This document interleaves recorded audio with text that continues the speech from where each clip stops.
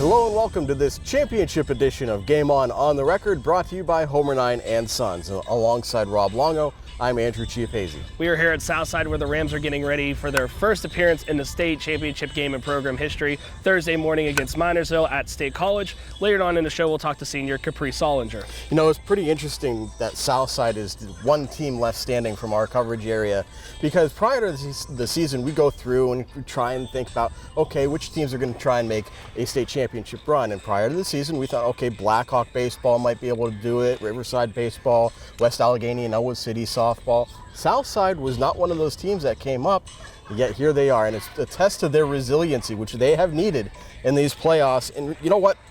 Prior to this season, Southside had never won a state quarterfinal game. Now here they are in the state championship game. This is the second time that any Southside athletics program has ever made it to a state championship game. The only other time was the 1999 football team. Very impressive for the Southside girls softball team because they are making school history. Yeah, and then when the Rams went in '99, they won the state championship. So 1-0, that's a pretty good winning percentage. We'll see if they can make it 2-0 on Thursday. But it's really great here at Southside. A lot of these seniors made it to the WPL championship as freshmen. Had to wait until this year to get there again. You know, struggled against Fraser in the championship game. The bats just really weren't there that day. And again, I said this on BT Experts earlier this week. I kind of wrote Southside off going into the state playoffs because I saw how abysmal the hitting was in the WPL championship game. So again, shame on me for thinking that way. The Rams were able to regroup, refocus, and score a lot of runs on the way to the state championship run in the state playoffs. They may need that offense against Minersville because it will not be easy. You wouldn't expect it to be in the state championship game, but if there is a powerhouse in small school softball in the state, Minersville might be it. The program has won 9 state titles, the most recent coming in Class A in 2014. And this year's seniors at Minersville were all freshmen on that team. A lot of them contributed to that championship, and they're a deep team. Hits for a lot of power. Shortstop Adrian Krasnewski has 11 home runs, which is more, I believe, than this entire Southside team. They hit for a high average. Minersville certainly has a lot of power, so it'll be interesting to see how these two teams match up on Thursday. And Minersville's been really good here in the postseason as well. Mercy rolled 2 teams, had one tight game, but that was it. You mentioned Adrian Krasnewski. She's kind of the straw that stirs the drink for the Battling Miners. No G at the end of battling, by the way. She hit over 200 hits in her high school career. Minersville, like I said, has been steamrolling these teams in the state playoffs. Combined score of 32-2 in those 3 games. Holy Cross is the only team to score those 2 runs. But I mean, if McKenna Smith is able to rebound from whatever happened Monday with all of those illegal pitches in the game against Chartiers Houston, and she has a day, only gives up maybe a couple runs, if this game is low scoring, I like Southside's chances.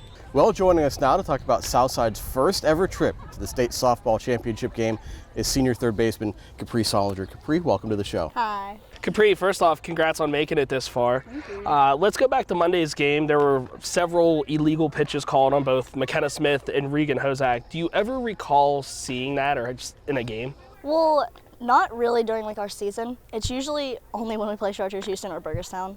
I don't know why, but it just kind of happens. Well, it was interesting to watch that because as frustrating as it must be, you found a way to adapt. Reagan came in to pitch, kind of settled in a little bit, and she's not the only one who can play multiple positions. You were a catcher for so many years. What's it like kind of having that versatility? Does it give you comfort knowing that maybe there's an adaptability there? It's really good because, like, say one person gets hurt in a position, then another person can just jump right in. Like Hunter Hand, she's going to play center for Marist when she goes to college. And everyone's like all-around ball players, and I think that's really cool. You guys lost the WPL title game to Fraser. Just the bats weren't there that day. What did you guys do to refocus at the plate to, score some runs in the state playoffs? We, like the practice after the championship WPO game, we just focused on hitting. We did like numerous pitches, and like we'd had McKenna pitch to us, and just like worked on that. Well, this offense has been a big key to your success all season long.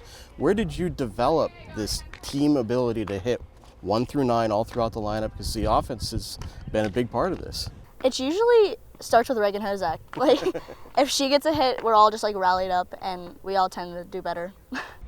As a senior, what do you try to bring to this team? I'm kind of like the light, like flowy one that like goes with the flow, and we try to like just have fun.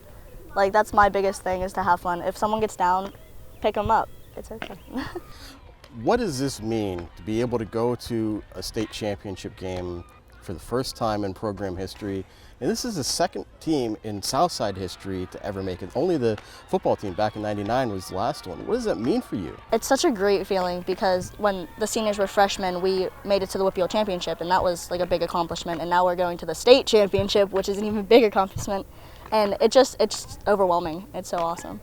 What's the feeling around this team heading into the game? Is it a little bit of excitement, a little bit of nerves, a little bit of both? Kind of both. I think we're all going to be fine until we get on the bus to go, and then we're all just going to be like, oh my gosh, this is happening. Do you scout teams? I know talking to you beforehand, you said you haven't had a chance to look at Minersville or anything like that. Is that something you do if you're not familiar with the team? Yeah, we usually do. We look at their record throughout their season and see if we've played any teams that they played, and I don't know, we don't really know Minersville that well. Well, Capri, thank you for your time. Best luck on Thursday at State College. Thank you so much. Well, that does it for this edition of Game On the Record. Check us out on Facebook or follow us on Twitter @TimesScores. Be sure to check out timesonline.com Thursday afternoon for multimedia coverage of Southside State Championship game. So for Rob Longo, I'm Andrew Chiappesi. That does it for now. We'll see you soon.